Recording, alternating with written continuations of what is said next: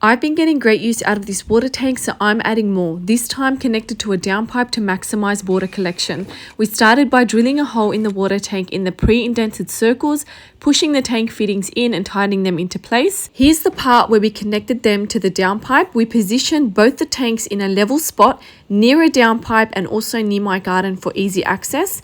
We then marked 10 mil below the top of the tank with the lid off, and then again 30 mil below that marking. This meant that we were removing a 30 mil section from the downpipe. For us, it was easier to remove the entire downpipe completely to do this.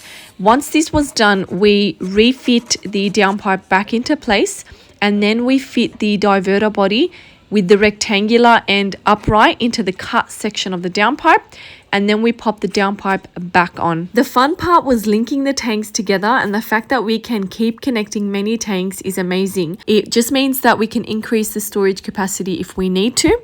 And all we did here was simply connect the hose between the two water tanks and also into the diverter.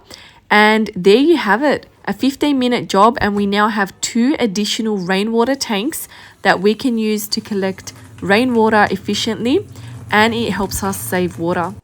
As you can see, they fit nice and snug without taking too much space from the side of my house. It's easy for me to pass by and also collect water and use in my garden. Happy days!